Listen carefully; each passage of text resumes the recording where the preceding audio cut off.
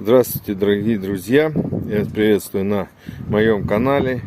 Сегодня мы займемся промышленным оборудованием. Это сварочный аппарат однопостовой. Выглядит он вот так вот со всех сторон. Вот его защитный кожух. Вот видно, как он называется. ТД-500. Да, древненький, конечно, но тем не менее в производстве его еще применяют. Какая проблема? Значит, после зимнего хранения, говорят, возможно было попадание дождя сверху вот на эту крышку, ну и, наверное, попадало и вот сюда, вот отверстие, ну и затекало, как-то затекало на обмотки, ну и на остальные узлы трансформатора. Здесь вот какое-то пятно, ну это жирное пятно. В чем проявилось? Собрались варить, включили.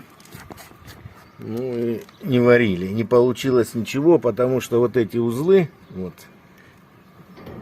показываю рукой, потому что там ничем другим не залезешь, от момент соединения оси и вот этой вот стяжной планки, вот один уголок, вот второй уголок, они начали разогреваться до красна, и оттуда пошел дымок, запах, ну короче выключили, вот, начали проверять токи вот здесь вот померять в районе подключения первичной обмотки невозможно, токовые клещи шкалят при изменении вот так вот положения клещей в пространстве от магнитного поля. Ток менялся от 10 ампер до 100 ампер по первичной сети. Ну, будем разбираться, что за проблема. Потому что, кроме этого еще, значит, магнитное поле вокруг сердечника трансформатора не замыкалось. Значит, вот в этой части нагрева вот этих уголков не было. Ну, по крайней мере, не замечено. Вот, дальше будем обследовать. Вот. А вот в нижней части нагревалась незначительно одна половинка сетевой обмотки. Это была прохладная, не чувствовалась рукой. Здесь где-то температура выше руки, где-то в районе 40 градусов, ну, минут через 10. И грелись, вот я еще раз повторяю, вот эти узлы. Причем вот в этом месте и в нижней части вот такая же перемычка, вот эта перемычка железа, пакета, которая замыкает сердечники.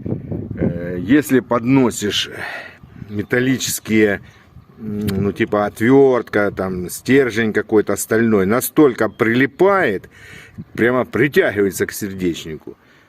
В этой части нет. Впечатление разрыва магнитного потока сердечника, трансформатор превратился в какой-то соленоид, дроссель, то есть поток не замыкается по стержню, вот поэтому он должен замыкаться вот здесь и вот здесь. Вот. Ну и потом странно, если греется вот это вот короткозамкнутый виток получается, шпильки стяжные не греются, это слабое место, обычно они греются. И не греется верхняя часть, где находится механизм регулировки сварочного тока. Подозрение, что здесь замкнуто, а поток разомкнулся внизу. Ну, трудно предположить. Первая мысль какая? Буду разбирать, расшихтовывать, снимать обмотки, проверять на состояние, потому что так залезть туда что-то посмотреть, ну, не можно, конечно, но качество будет. Ну, еще вот что хотелось показать, это следы ну, подгаров по железу сердечника. Неудобно. Сейчас чуть-чуть откачу.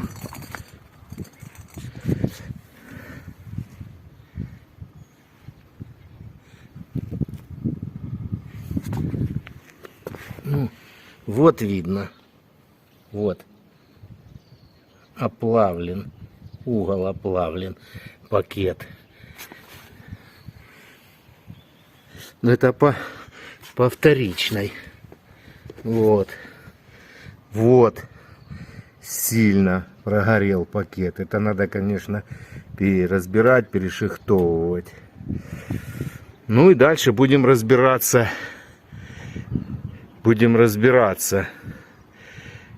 Основная причина. Ну, во-первых, гудит сильно, а во-вторых, сварка не получается. То есть нарушился. Ну и дальше будем продолжать видео. Так, друзья, делаем измерения. Вооружился вот такими приборами: мегаометр, пирометр, клещи только измерительные для переменного, мультиметр.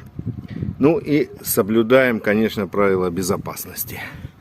То есть, что надо проверить, прежде чем включать, это сопротивление изоляции первичной обмотки на корпус, вторичной обмотки на корпус, первичной между вторичной обмоткой, ну и целостность обмоток хотя бы на сопротивление и заземление. Поехали, потом прокомментирую данные, потому что неудобно снимать и мерить одновременно. Так, результаты измерений мегаометром. Первичная обмотка на корпус 6 мегаом, вторичная обмотка на корпус 150 мегаом, первичная, вторичная обмотка 150 мегаом. Сейчас меряю сопротивление обмоток мультиметром, хотя бы приблизительно какие там цифры будут.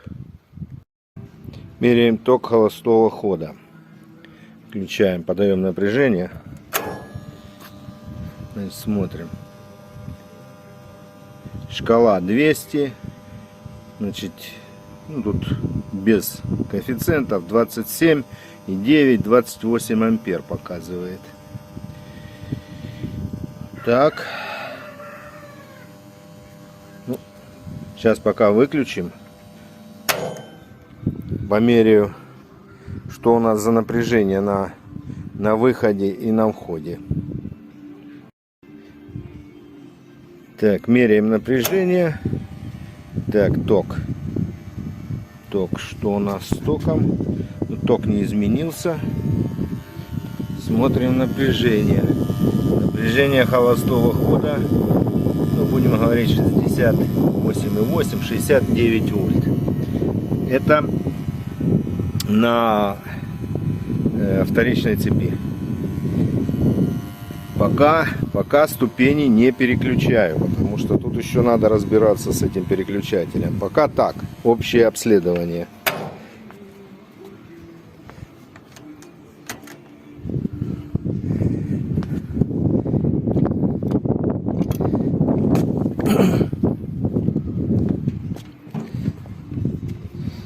Так, ну и померяем сейчас напряжение, которое приходит на автомат со щитка.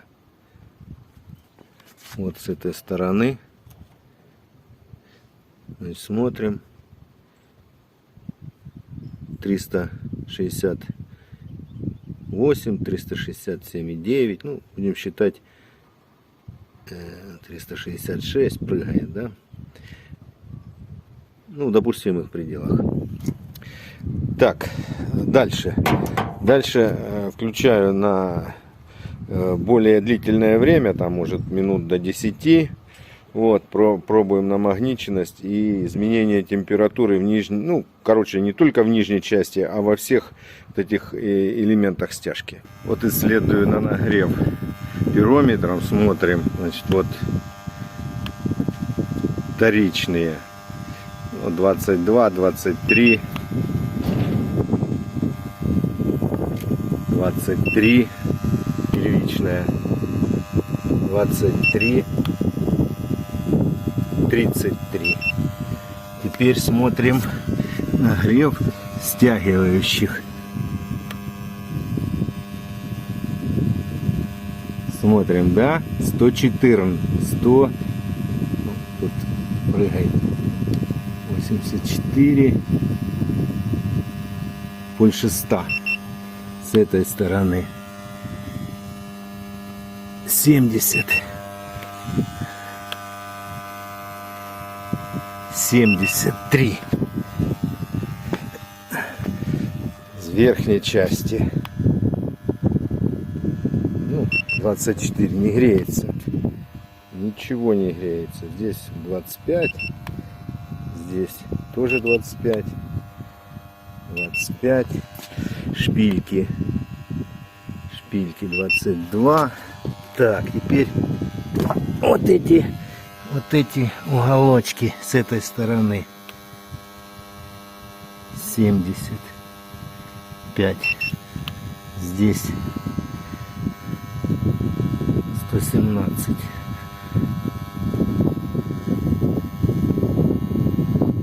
100, ну, тоже больше 100, вот 114, шпилька, ну, шпилька не греется, 60, она видна от уголка, 70, там 100. Так, катушки прогрев с этой стороны 37.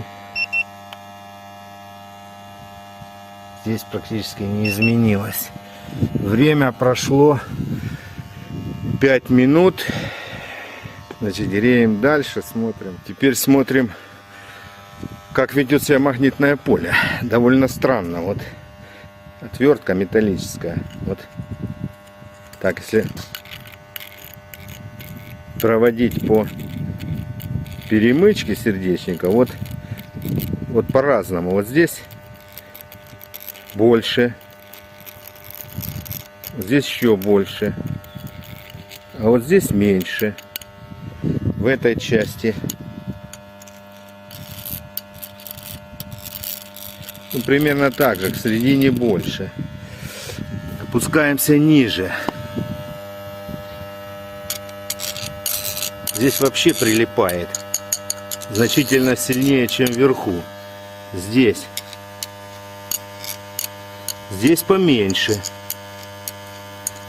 на этом стержне, а здесь сильнее. Внизу смотрим. Тут все прилипает. Внизу. Отвертка прилипает, подкидывает ее, как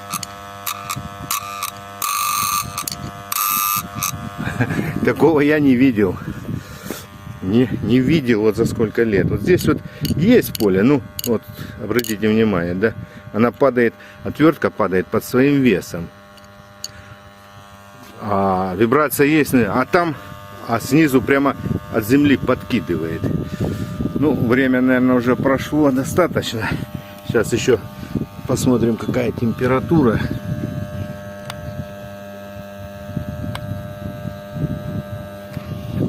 Значит, смотрим. Вот показываю. 155 градусов. На этом 120 на этом.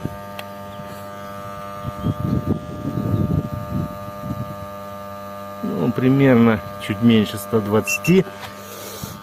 Вот. И эта стяжка.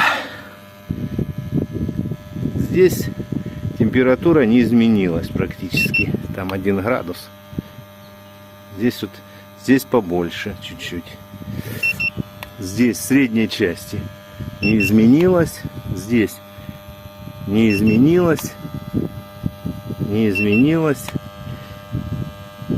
То есть пакет железа не греется, а греются вот эти элементы силовые, которые держат весь трансформатор, стяжные уголки, оси на колесах. Ну, я думаю, достаточно, пока будем выключать. Да, не показал, ток не изменился. 27 ампер. Ну вот сюда даже слышно, ветерок подтягивает, нагрев, запах горячий. Все, будем выключать и делать анализ измерений.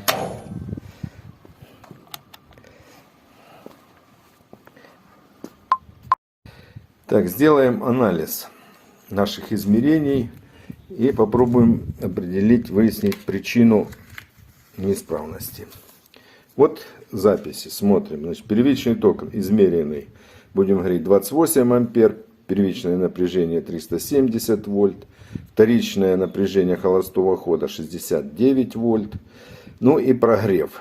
Значит, температура в градусах Цельсия верхней части не изменилась, там на 1 градус, средней части тоже не изменилась, нижняя часть изменилась и значительно, с 24 до 155. Температура катушек первичной обмотки, значит, условно первой не изменилась, там 1 градус, а условно второй изменилась на 3 градуса, то есть температура повысилась. Теперь есть вот такой у меня документ, как сварочный трансформатор типа ТД-500. Это его паспорт, копия. Смотрим его параметры.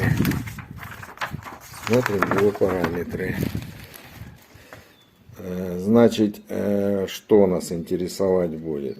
Номинальное первичное напряжение у нас вот разное бывает исполнение. В данном случае это на 380 вольт.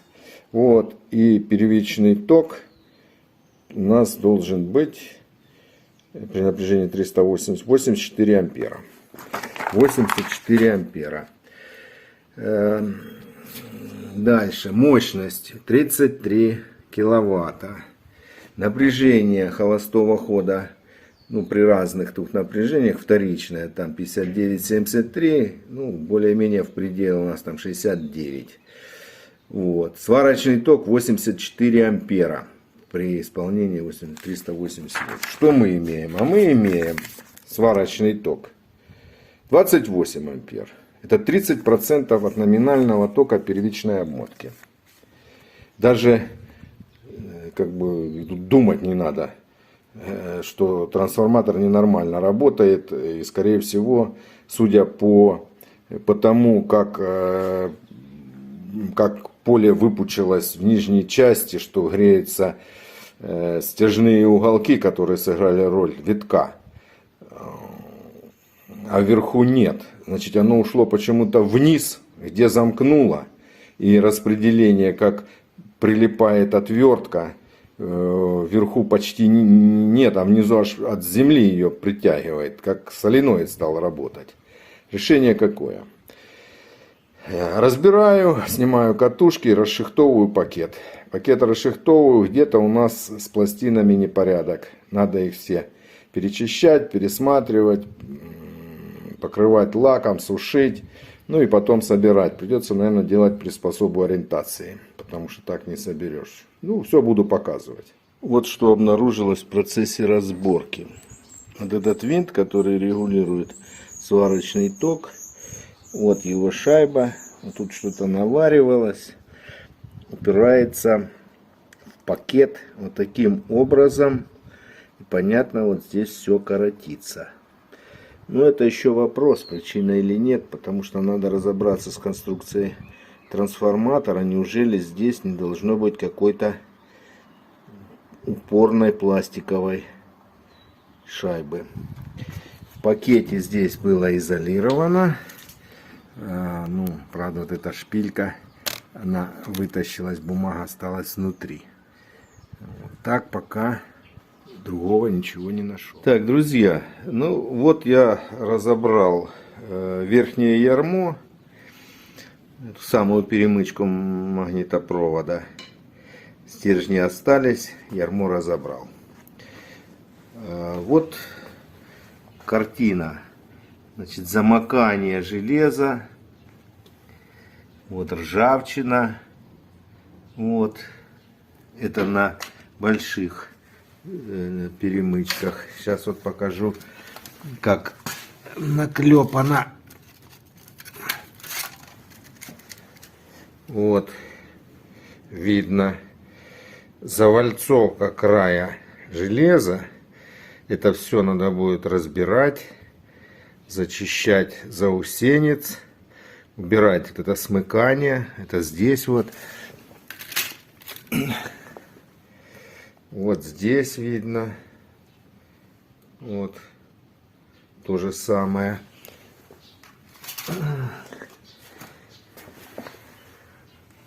Вот сплавленный пакет. Тоже надо будет все это зачищать.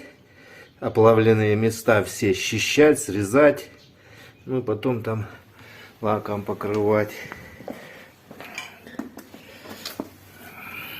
Вот сплавлено. Результат касания низковольтных катушек. Вот следы дуги. И вот следы дуги. Вот. Катушки тоже надо будет изолировать. Высоковольтная, то есть первичная, вроде там не заметил пока. Надо будет снимать, смотреть. Ну, и вот винт ходовой, тот, который регулирует плавно ток. Я думаю, его ремонтировали, неправильно сделали. Вот эта шайба, ее надо поднимать выше, чтобы вот этой частью она не терла по ярму, не развальцовывала по кругу, иначе она же замыкает между собой. Вот. Стержни тоже надо будет пересмотреть, вот особенно в верхней части, там где есть затекание, почистить, убрать, промести все это дело. Вот. Ну и понятно, убрать эту рыхлую ржавчину, покрыть тонким слоем лака, высушить все хорошо и собрать. Предварительно катушки привести в порядок, опять все это поставить, собрать ярмо, стянуть. Да, шпильки еще не сказал, шпильки. Ну, шпильки, скажем так, состояние изоляции, она была вот такое вот, надо переизолировать, посыпалась. Одна шпилька вообще рассыпалась, голая получилась, тоже надо изолировать. Здесь вроде прокладки есть, но почистить надо. Вот. И потом, когда соберу верхнее ярмо, стяну, можно будет перевернуть и внизу нижнее ярмо точно так же перебрать, перечистить и покрыть лаком. Ну, дальше будем смотреть. Скорее всего, вот нарушение работы магнитопровода, замыкание пластин и привело к такому току холостого хода 28 ампер. Вот разобранное и уже покрытое лаком верхнее ярмо, порядка 260 пластин. Вот так вот разложил на полиэтиленовой пленке, с двух сторон покрывал. Ну а вот это вот уже для чего так делал? Значит, предварительно просушиваю на отлипание, потом одеваю вот на такой штырь, подвесил его кверху, вот, разделяю, чтобы они не слипались, и грею, нагреваю, ну, градусов, наверное, где-то 90, там 80, ну, рукой не удержишь. Снизу грею, для того, чтобы лак как можно лучше просох. Применяю лак ГФ, ну, какой был, другого нет у меня. Вот, сильно развожу его растворителем до состояния почти водички, для того, чтобы слой был как можно тоньше. Вот. Ну, вот так вот. Вот так вот выглядит первое разобранное ярмо, верхнее. Значит, теперь я его сейчас стержень, левый, правый стержень проработаю, точно так же прочищу, пролакирую. Ну, сушить не буду, разбирать не буду, потому что это очень тяжело. Это работа ножом, каждую пластину разъединять надо. Очень тяжело, трудоемко и непроизводительно. Выхода не вижу.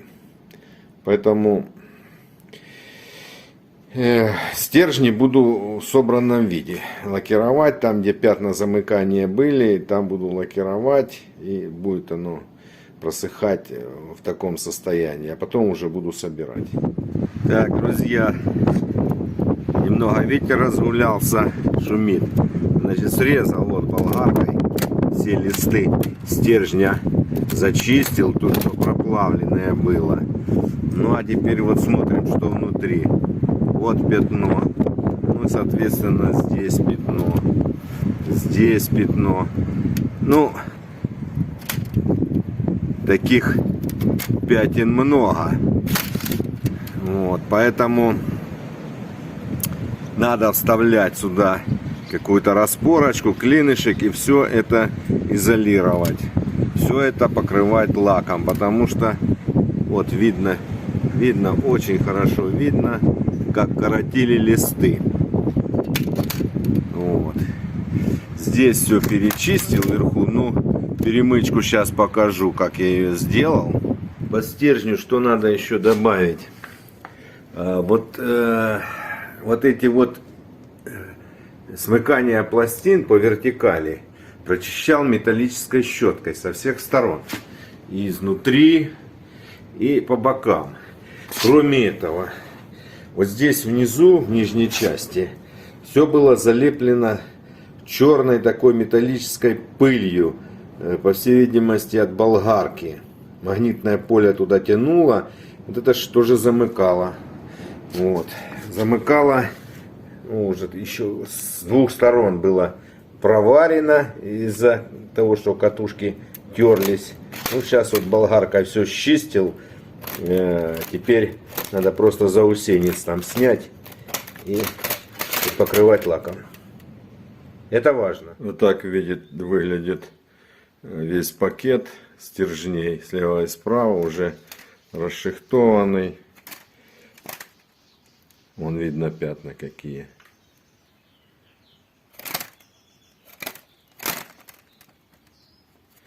Какая-то не просто влага, какая-то агрессивная жидкость. Пришлось расклеивать ножом. Вот.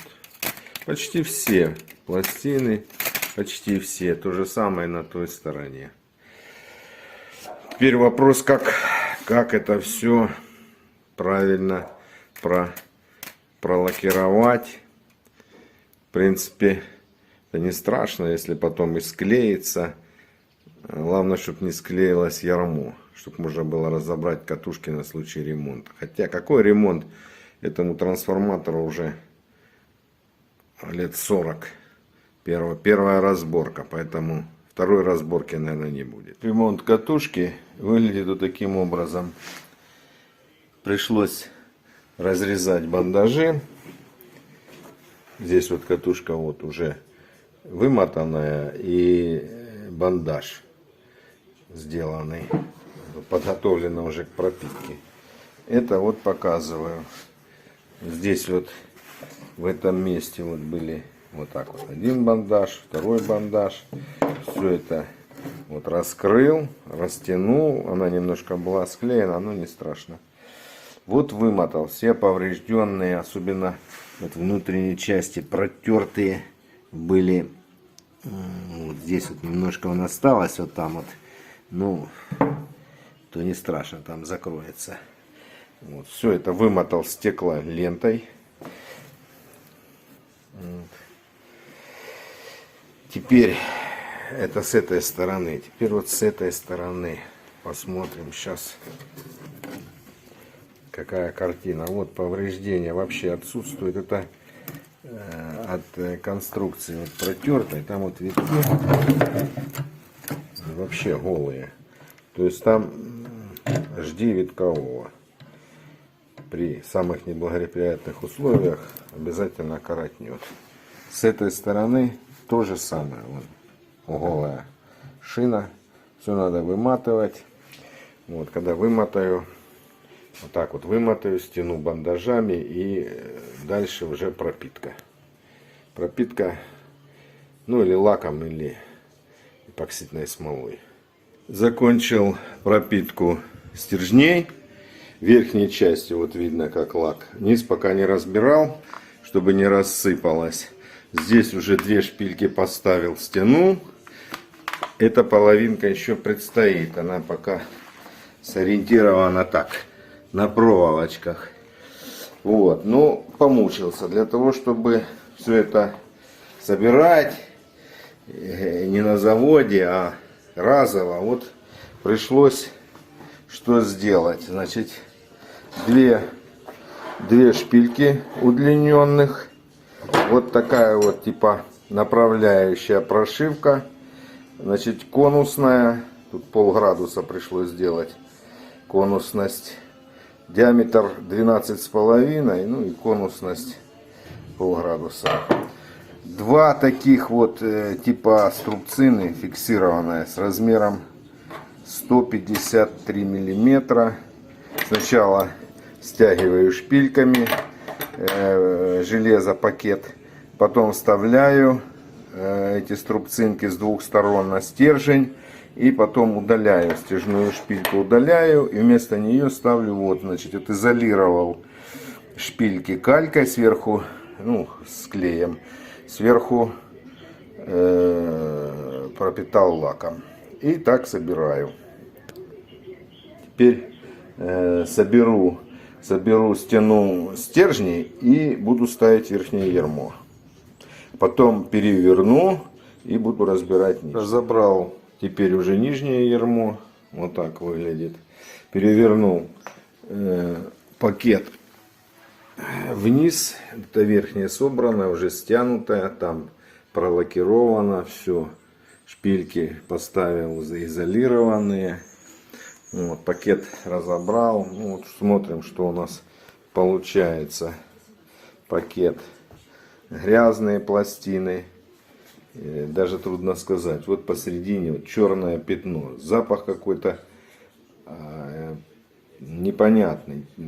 Краска, не краска. Запах странный. Не могу определить. Пластин также много. 260. Такое же количество. Вот часть уже перечистил.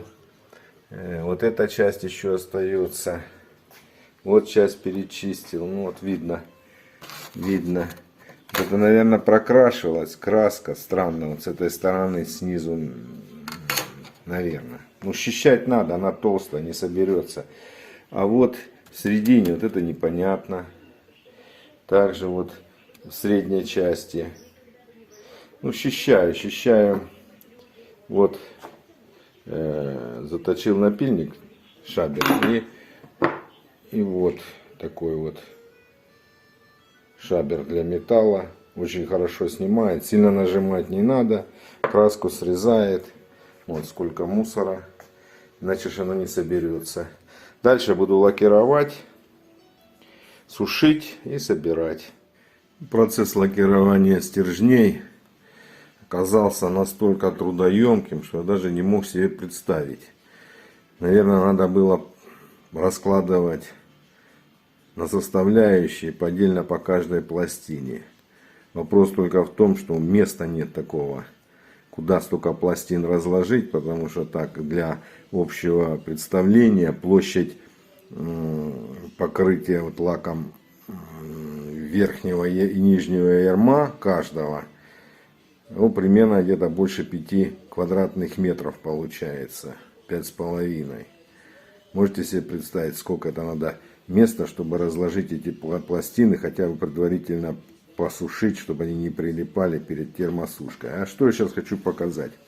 Вот я разбираю, раскалываю каждую пластину, каждую.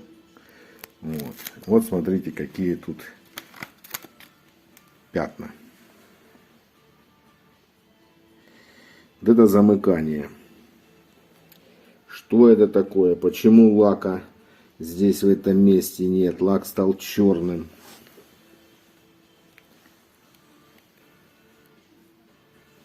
Даже не знаю.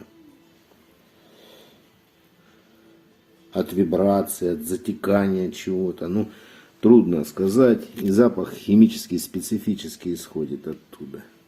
Ну, вот такая вот история. Продолжаю. Ну, и настал, как говорится, момент истины. Дошла очередь до первичной катушки. Ну, и вот что определилось. На одном из стержней катушка, вот я ее снял, вызванивается все 4 конца. Этот вызванивается в одной цепи. А должно быть так. Пара и пара. То есть на этой катушке 2 обмотки. Вот. Видимых причин подгорания, оплавления ничего не было. Единственное, вот меня вот в этом месте как бы засмущало состояние. Вот видно здесь вот нарушение изоляции. Нет это стекла нитки. Вот в этом месте, ну, как бы развел здесь, ничего не дало. Потом уже оно ж так все склеено, все отлично сделано, серьезно, не сильно витки не пошевелишь. Но тем не менее, значит, пришлось выбивать. Вот 2 распорки вот здесь стояли, одна здесь, одна здесь. Выбил их, витки зашевелились.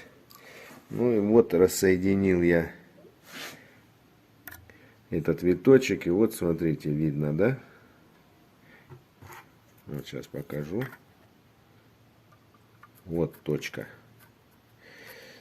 Это капля расплава, которая как бы и сыграла со мной вот это вот фокус, который долго разгадывал.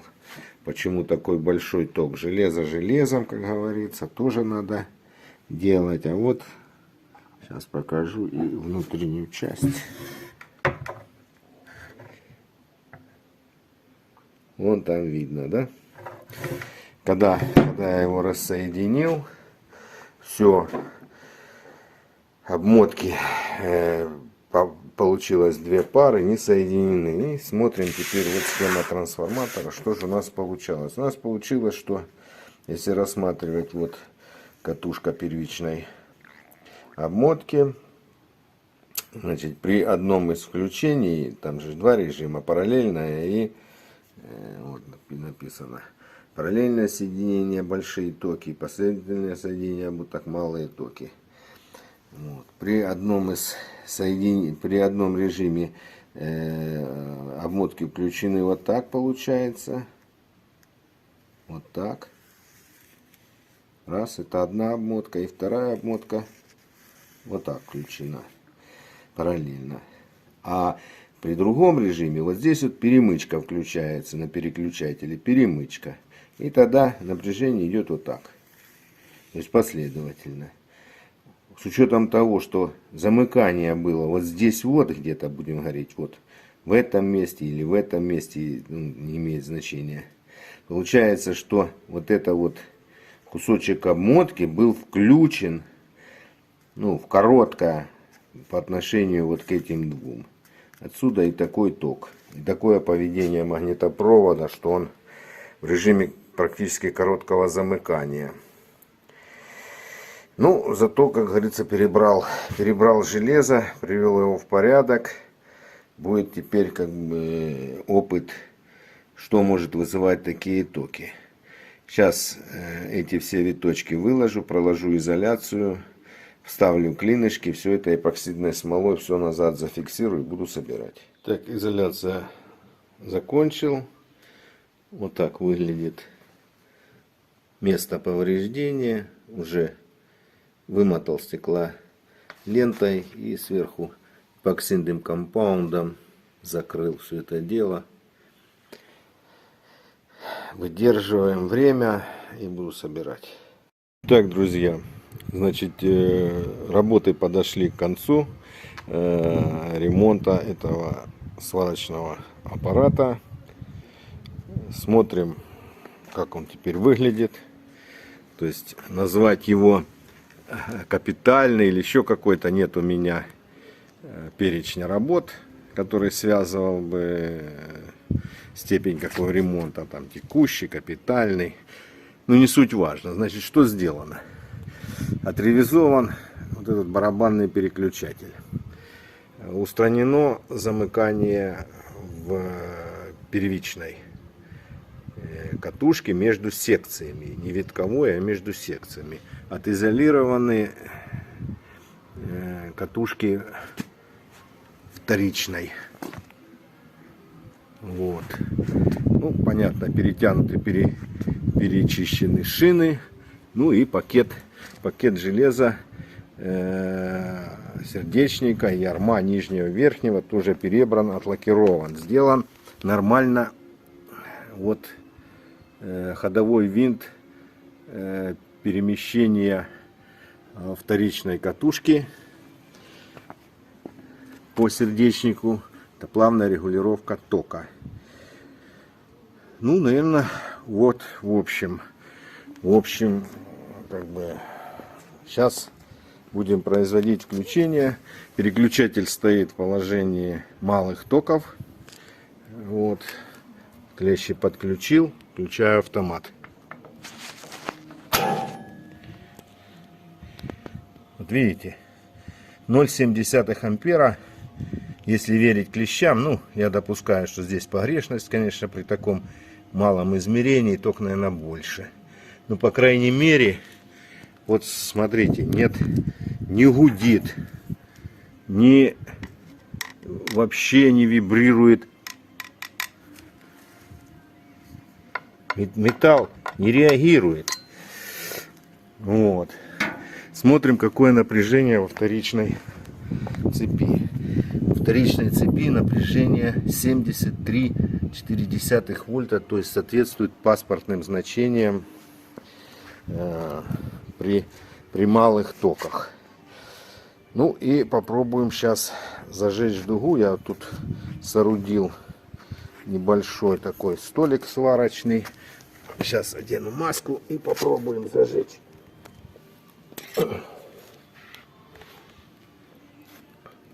Камеру подальше.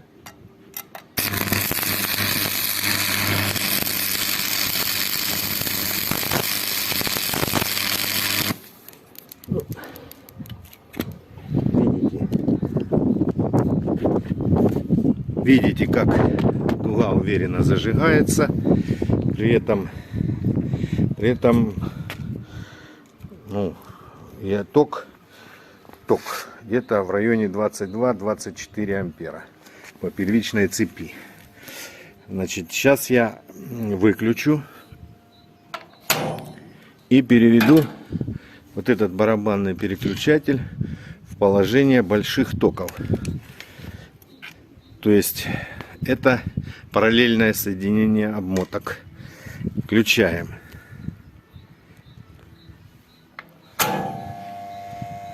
Вот. Ток холостого хода первичный стал в районе 6 ампер. 6,1, 6,2. Напряжение на вторичной, на сварочной катушке стало, ну, скажем так, 57 вольт. То есть тоже соответствует значениям, паспортным значениям. Вот. Ну, варить я не буду, потому что у меня защита по сетевому стоит на малых токах, не выдержит автомат, отобьет. Ну, на малых варит, на больших будет тем более варить. Что в заключение хотелось бы сказать. Конечно, можно было бы пакет железа и не перебирать, махнуть на это рукой. Вот. Но сбило с толку распределение магнитного потока, который шел по стержням, из-за вот этого вот соединения, которое произошло вот здесь вот между витками одной секции и другой. Тут две секции на первичной, здесь две секции, и на правой катушке две секции. Вот здесь вот сомкнулось оно постоянно. Оно в одном из положений вот этими кольцами перемыкается, в другом положении размыкается, при параллельном замыкается, при этом последовательном размыкается. То есть оно было постоянно замкнуто при параллельном и при последовательном. Если переключатель переводить положение последовательно,